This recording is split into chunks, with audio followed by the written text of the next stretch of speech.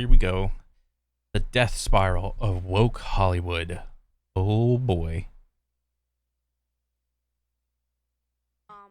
Welcome, you over 833,000 practitioners of common sense and the 40% who haven't subscribed yet. Let's talk about the strike again. It's been 105 days since the strike began at time of Bro, are these people still on strike or whatever? Like, I haven't been to the movies in a while. Like, I'll say like at least a couple years or whatever. Cause like, there's all the like streaming services, and it's like if I really like die hard on like wanting to see the movie, I'll just wait till it like comes out later or whatever. Like, there's a ton of other things to do than seeing the movie. Like the new hotness like on the day of release, it's like I would categorize seeing a movie on day one as like the same thing as buying a game on day one. Like, unless you are a killer diehard fan of that game or movie, you should probably wait for at least a couple reviews to come out from people that have played the game.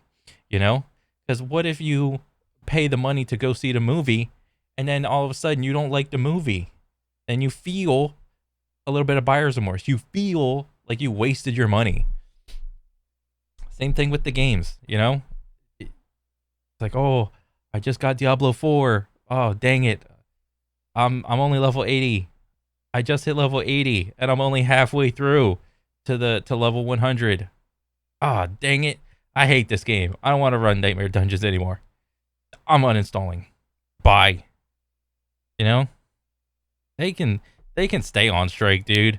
You know what? Like, just wait for the next wave of writers to like come out or whatever of school, or not even school. You can go to school to be a writer. Like, come on. Well, I don't know. recording. And the good news is there hasn't been any late night talk show hosts polluting YouTube. The better news is there hasn't been any simpleton adult pretenders assaulting our senses with their stupidity. The bad news, for Hollywood anyway, and the WGA and the SAGs, is there is a backlog of adult pretender stupidity that will last us content creators a year. That it's no longer 1937. That Yeah, no shit. She's not going to be saved by the prince. She's not going to be saved by the prince. But that's not the story. Why? Like, why? Like, that's not the story. If you don't want it to be the story, then make your own movie. But we need a reason, we need a name, we need a brand to make people put butts in seats. This is ridiculous. It's like I have seen so many of my favorite IPs just be completely butchered because like the people that were in charge of writing didn't like the original story. Like Halo ruined, Witcher ruined, what else? Many a Star Wars things ruined, Lord of the Rings ruined. Like, just stop. If you don't like it, why are you using the IP in the first place? Because you want to just piggyback off of the fans that know the brand? Leave the brand alone. I take responsibility. The cartoon was made 85 years ago, and therefore it's extremely dated. There's a lot of ways to lose your house. Some of it is financial. Some of it is karma. I take responsibility. And Justin and I wrote a Star Wars movie together. Yeah, we did. We don't want to see it. Please no. Ticketing Disney is more fun. Oh, it's a delight. I take responsibility. If I'm going to stand there 18 hours in a dress of an iconic Disney princess, I deserve to be paid for every hour that it is streamed online. Right. There's worse news for Hollywood. Bro, why can't, you know how like big like businesses view their workers as like essentially just bricks in the wall? There's no really humanity to like workers or whatever, where it's like, oh, that worker fucked up or in some way, shape, or form, just fire them and put someone else there. Why isn't it that like these actors have like no idea of like how finite them playing a role is?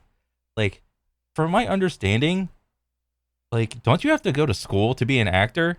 And when you graduate, you know, there's a bunch of different avenues to go down, like theater, movies, shows, TV, commercials, whatever, so on and so forth. Bro, why can't these people just go get a different actor, you know, and put them in? Like, to get a gigantic role in like a Hollywood level film or something is massive. And it's like, if you don't want to like do the things or whatever, I don't know. Oh shit, I'm just ranting already. It's only a minute in. Okay. The previous writer's strike was over at this point, and this one, bro, there was a previous writer's strike. This is writer's strike V2. The Electric Boogaloo. has no end in sight. The other big difference, back in 2007, 2008, people actually cared, and for this strike, they don't. But what about Barbenheimer? And that will be a very good question. Both Barbie and Oppenheimer are massive successes and have turned it around for the movie theaters and given Hollywood a box office run that they haven't seen for years. And thanks to the unfortunate timing of the strike, won't see for years. Add to that the massive flops, Disney is falling apart, and streaming services regularly losing hundreds of millions of dollars per quarter, including but not limited to Disney Plus. Yeah, I unsubbed from Disney Plus. That shit was so boring.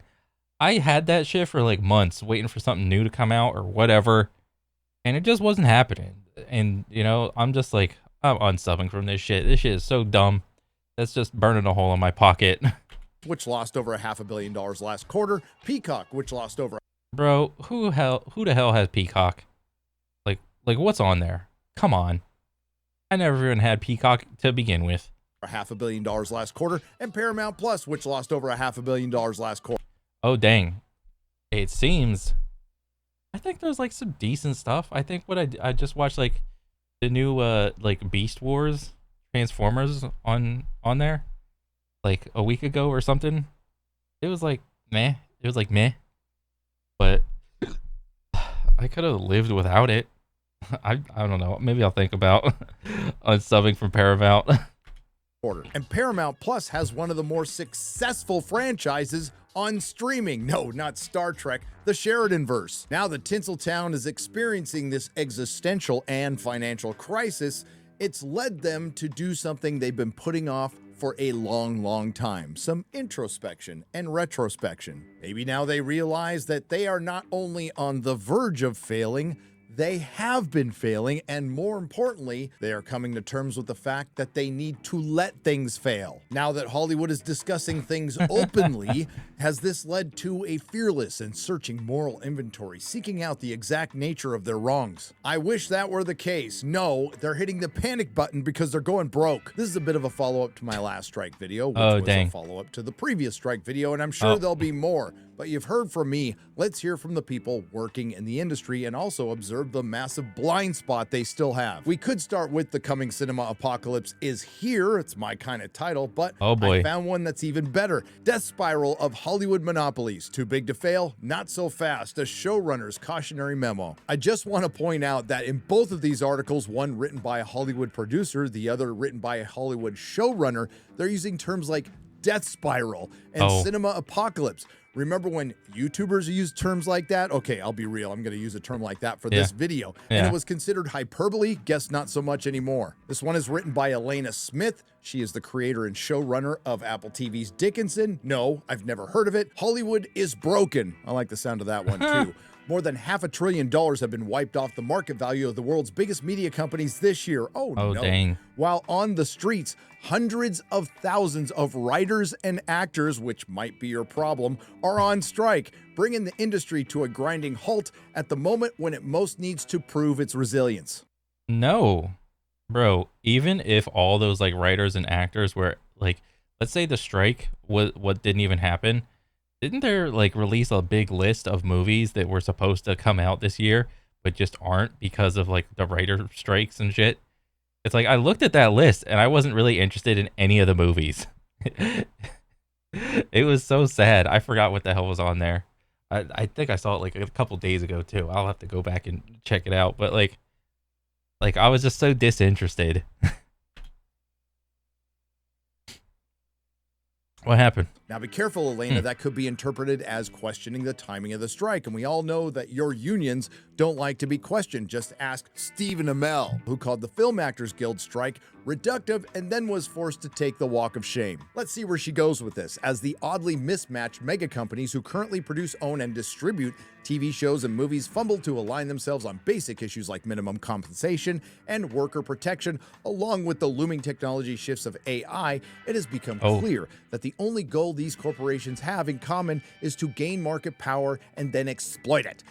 Yeah, that was the whole spiel behind businesses in the first place. I don't think there was ever like a big shift. Like, isn't that the goal of business, is to make profits or whatever? Like, I don't think anybody was questioning that. This is all too common in video games, you know, whenever a big game dev makes a like a big fuck up or something, it's like, it's a big business. Of course they're going to put gotcha mechanics in there. Of course they're going to make the game a live service. Of course there's going to be battle passes. Of course there's going to be 3 different types of currency. Of course there's going to be paid cosmetics. Of course there's going to be pay for convenience, you know, XP boosts and all this other shit. It's a business. It just so happens people are spineless when it comes to these things. They're just going to buy what's in front of them.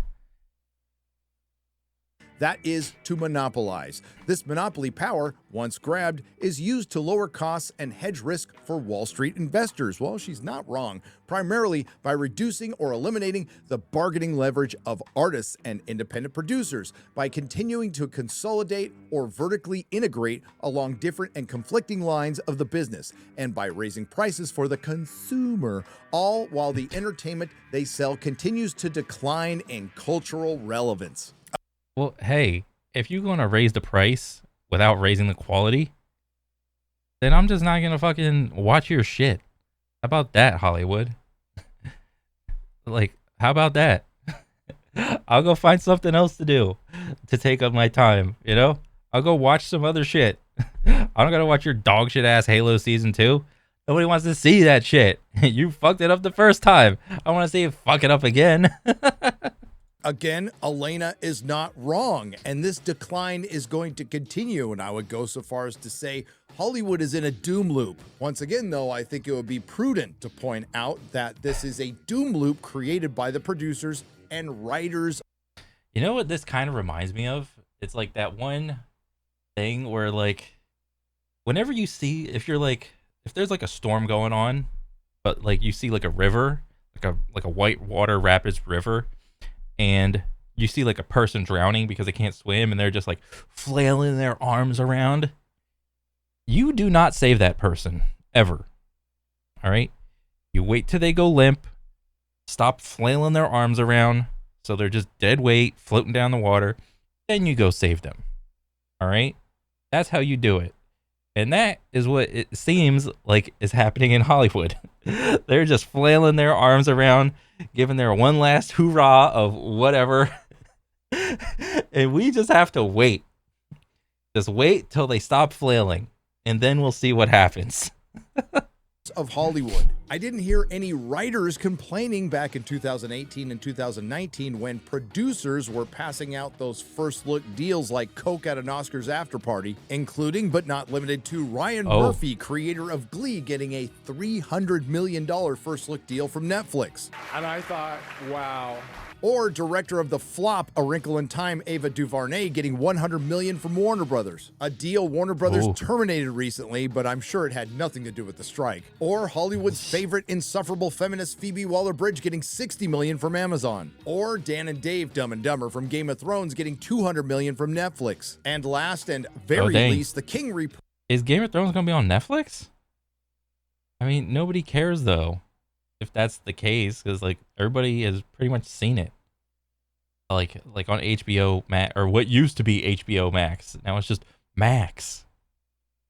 Purposer and co-destroyer of Star Trek and Star Wars, Jar Jar Abrams, was given $250 million by Warner Brothers. And most of the people I just mentioned since signing those contracts have produced next to nothing. Let's see what the solution is.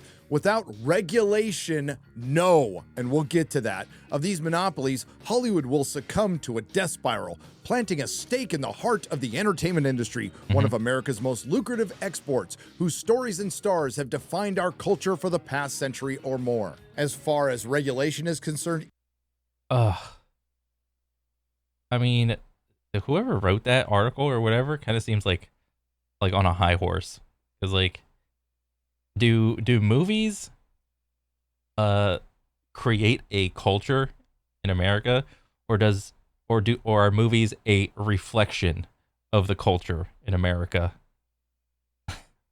even with the laws that are on the books now, there's not a single politician that will do anything about it because they're the ones who ushered in this era. And I would like to point out, these are politicians that Hollywood largely supported. As far as new regulation is concerned, because I know that's what you're talking about, hell no, I don't want a single taxpayer penny spent on you fixing your dying industry. The best regulation is to let it fail. The monopolistic streaming system, as it turns out, works for nobody in Hollywood. Well, not anymore. Not the execs.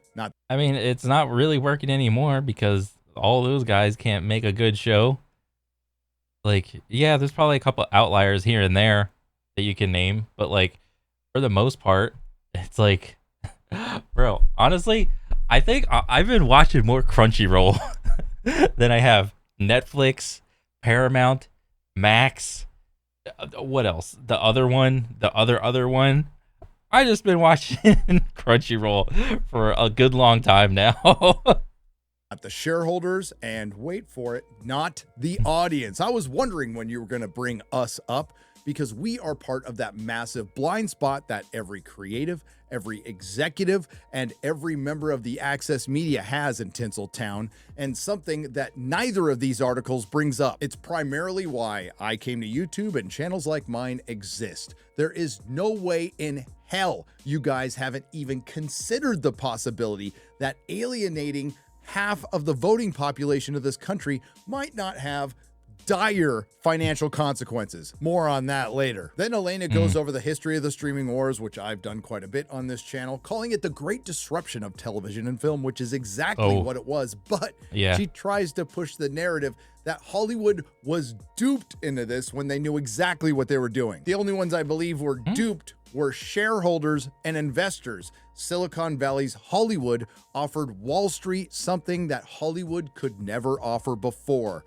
massive potential profits from streaming services and a steady revenue stream. Unfortunately, it turned out to all be a lie. Artists too were bamboozled by Netflix's sexy new model of overpaying everyone up front in order to exclusively control the back end. Well, I don't know if Hollywood is known for controlling the back end.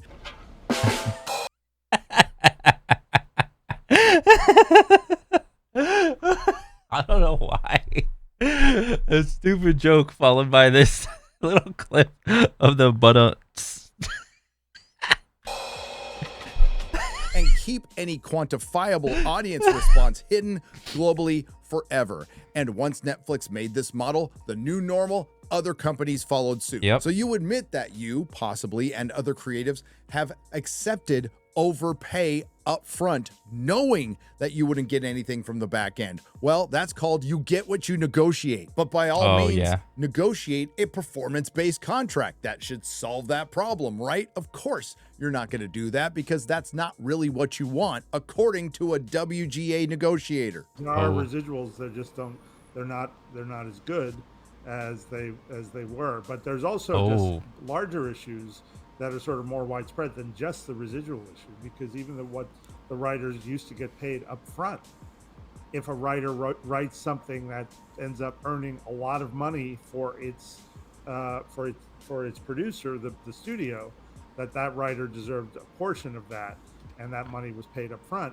Now there are okay, that makes way more sense. So like, okay, so I guess in the beginning, like writers and producers, or they would just get paid a big chunk up front or whatever, and then regardless of how the show or the movie performed, they would be good. They would just be set. And it's like, okay, I'm done. Out of sight, out of mind.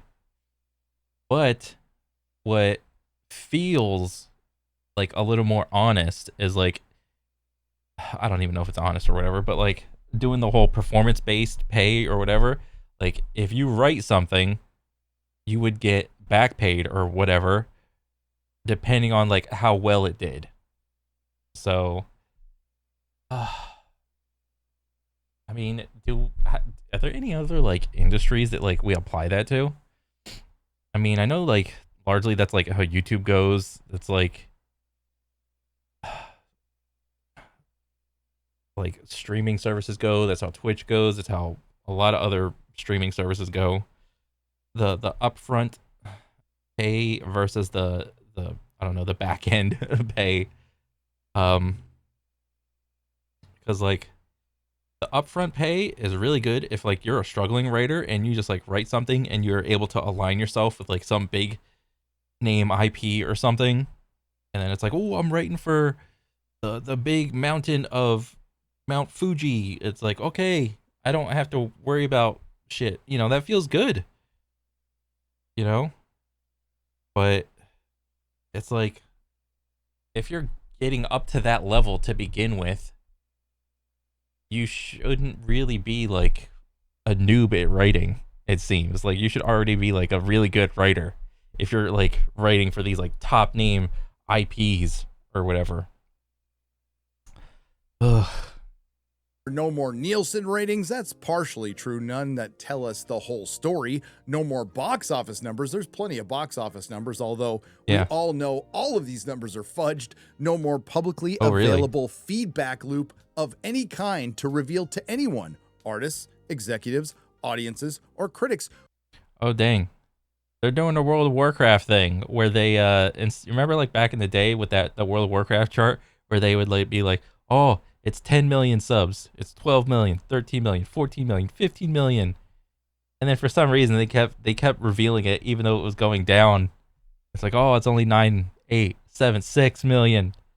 Every expansion, every year later, it just kept going down. And then suddenly it's just like, okay, we're not going to reveal the numbers anymore. That's what it's happened to. And if that's the trend, you know, that's happening to like all of these people, like writers and whatnot, it's like, okay, look what happened to World of Warcraft. Nobody's really playing it except like for a very niche of a niche core group of, you know, people. It's like, is that what movies are going to be? Only people that like enjoy 2 to 3 hours of like kind of in-depth content versus like a show or something. Which of the ever-mounting heap of shows or movies were actually being watched and enjoyed? Oh, honey, there's been a feedback loop from the audience, one that you have either ignored or vilified us for. Elena, oh yeah, I am a villain because I don't go to my local movie theater and don't watch the movies. I am the most horrible person on the planet. Ah, it feels so good. Somebody hand me a grape. Like, what? Oh my god, I don't go to see the movies because I'm not interested in them anymore. Like, make a movie I'm interested in and then I'll go watch it. Other than that, no thanks. Author of this article, Show Dickinson was one of just 4 series to launch Apple's global streaming service in 2019, and to this day I have no earthly clue how many people have seen it, nor what value my near decade of creative labor generated for the company. Not only do I have no metrics for my own success, I don't even know how Apple would determine those metrics in the first place. Dang. Again, I'm going to call bullshit on this. Every streaming service knows exactly how each show performs. Oh yeah. Is that what she was saying? Like, she don't know the metrics? She can just go get the metrics from like these places. Of course these people track the numbers and shit. Like, bro. Like, I don't know how many times I could tell you, like, every live service game can literally track everything you do as a player.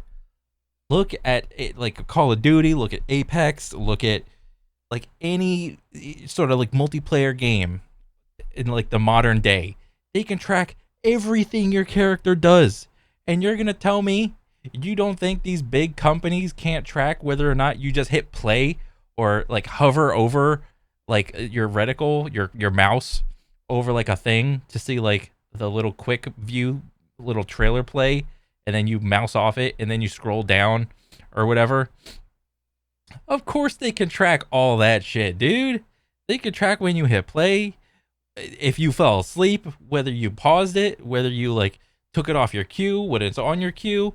They can track everything. Of course they can. Down to the second.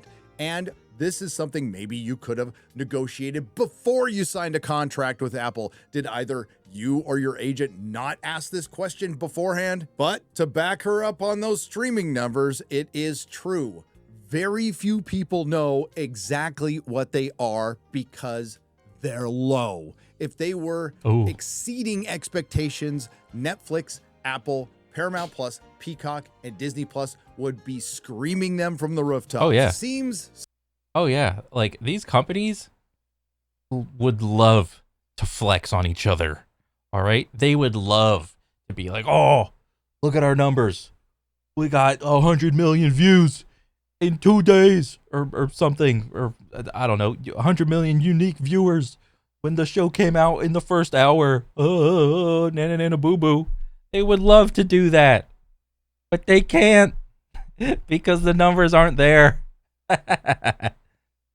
Sadly for woke Hollywood and far too late, reality is setting in.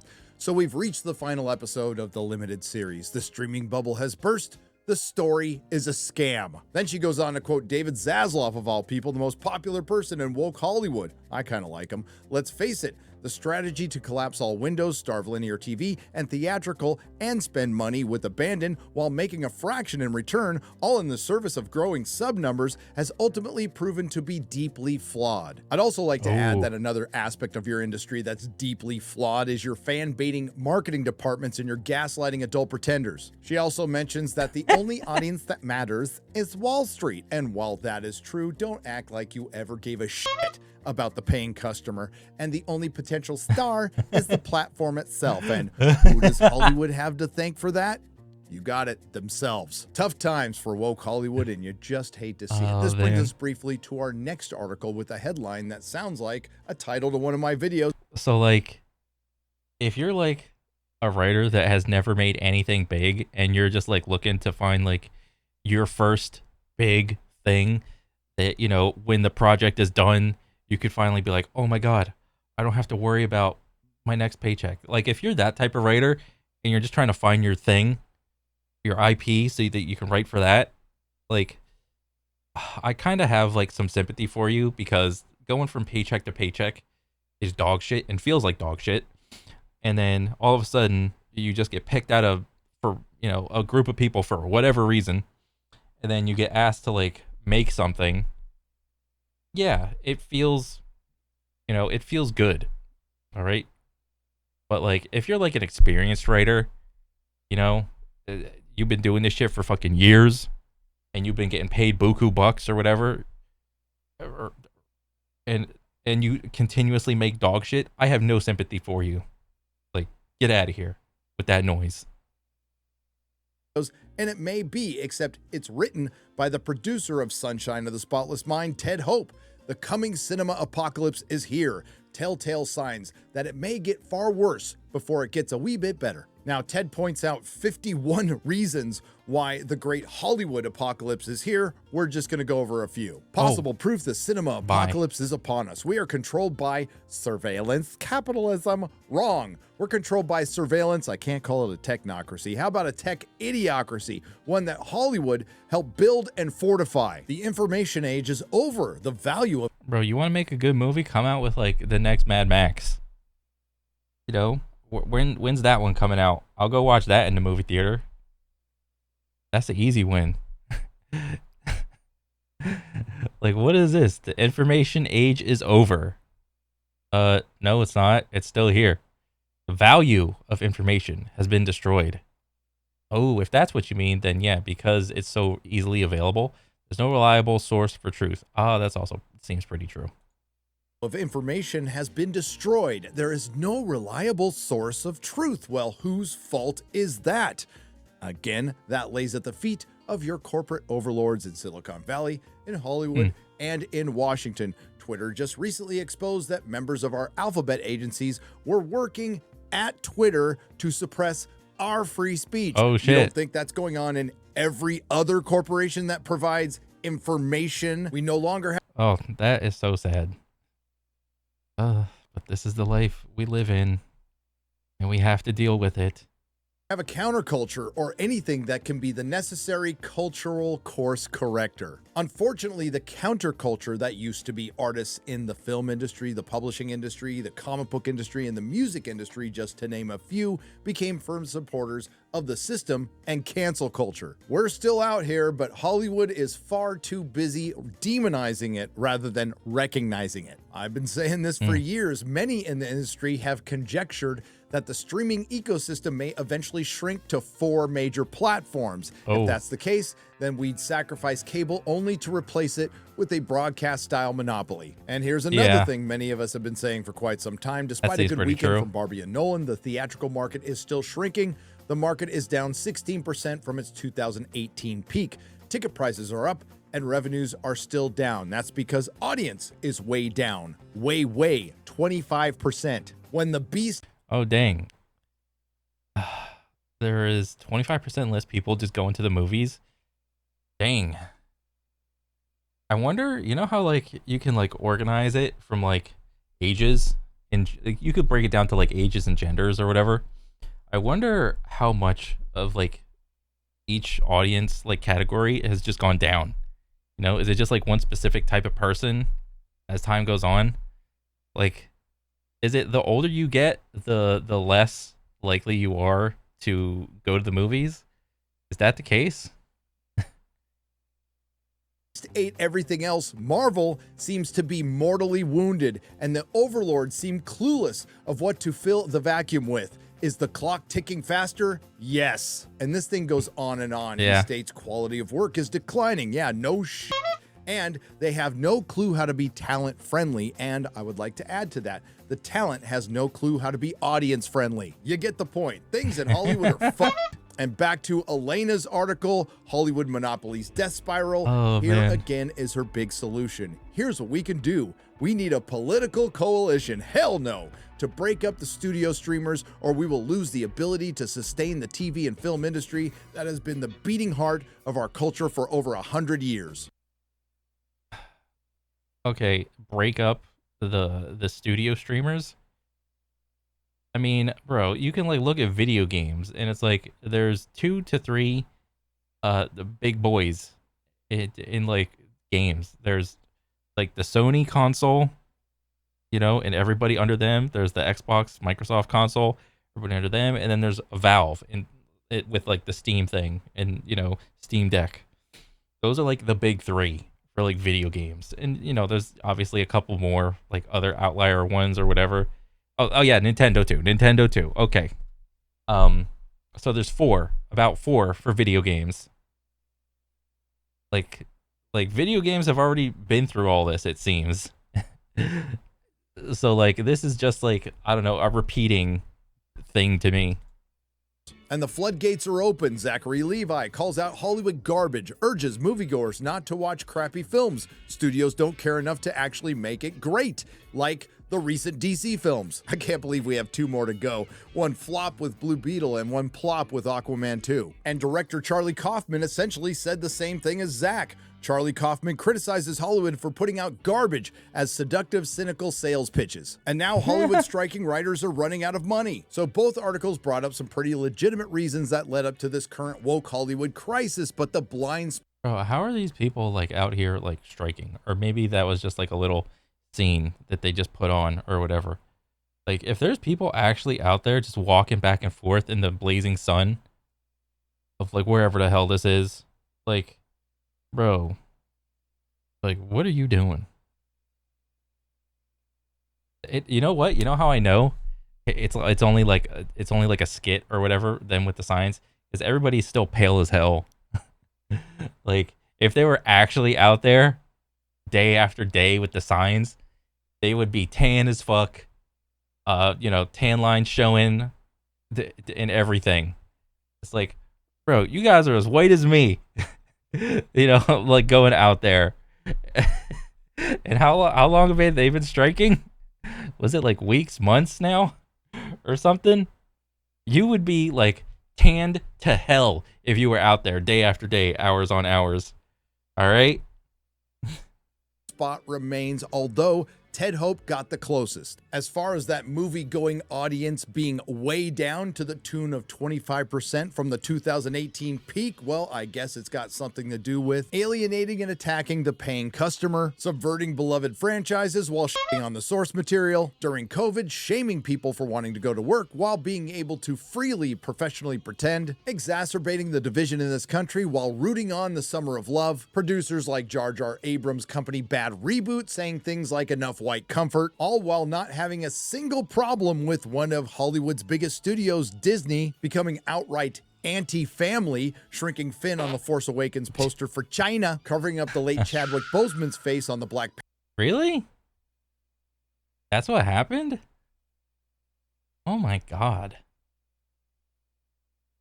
Like, I don't even know what to like think about this anymore. It's like, ugh, this is like, for them to be able to like, I understand that like, for them to be able to release the movie in China, they have to do these things, because if they didn't do it, they simply wouldn't be able to like release the movie to that audience to get the money from the audience. All right. And at the end of the day, it's a Marvel Studios is big business. So they got to play by the rules as much as it makes them look like spineless people.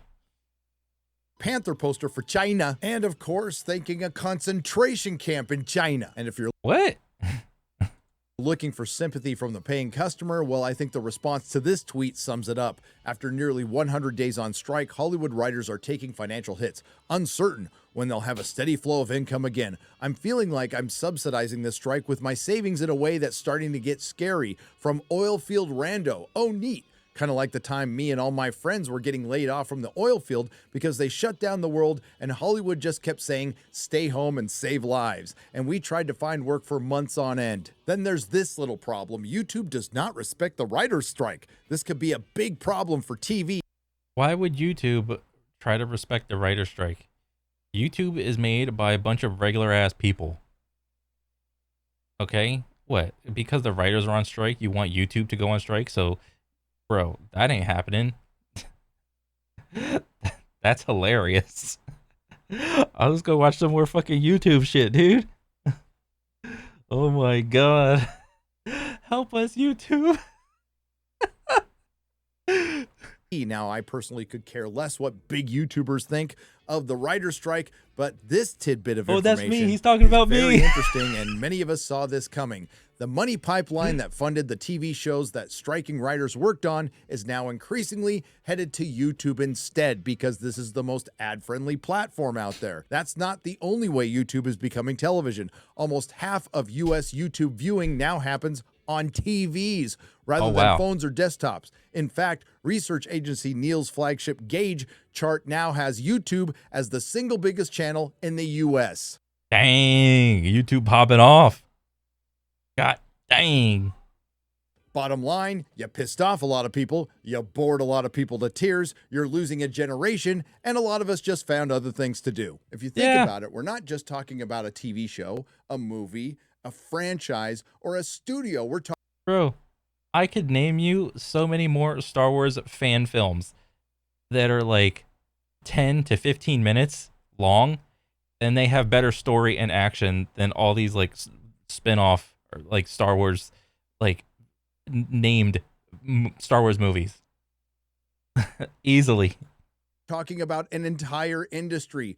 Hollywood got woke and went broke. So Hollywood, while you're all on strike looking for that mythical job security in an industry that is currently burning and could never provide any, I want you to keep a couple of things in mind. Aside from Disney, which can completely go out of business, and I think the world would be better for it, I would like to see Hollywood improve, but you need to remember you are a luxury item that requires disposable income from a very comfortable population. As it stands right now, it looks like the best path to improvement would be to hit bottom and fail. Let the Hollywood apocalypse happen. Yeah. And we'll see what happens. But don't worry about us. Take your time. We'll be over here entertaining ourselves. If you like what you heard, please like, share, and subscribe. If you didn't like what you heard, I thank you for listening this long. I will see you in the next video.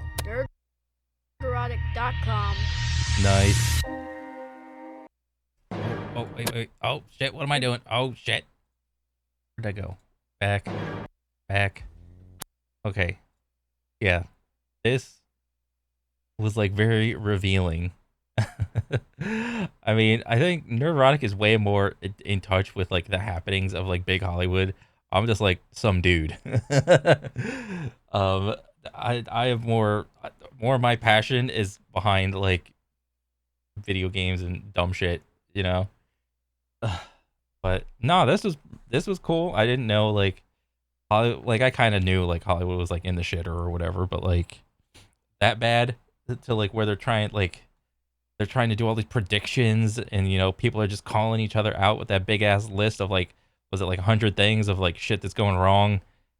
Like, dang. All right. Yeah, I mean, well, you know, just like you said, you just let them fail horribly and then we'll see what happens. This was awesome. I want to see some more. Yeah, definitely. But yeah, that's pretty much it. I see you guys on the next one. All right. Peace.